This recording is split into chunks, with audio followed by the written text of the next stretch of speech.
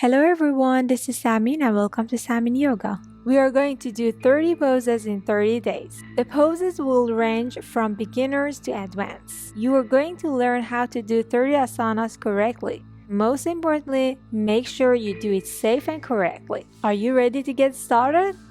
Asana number 1. Adho Mukha Shvanasana or downward facing dog.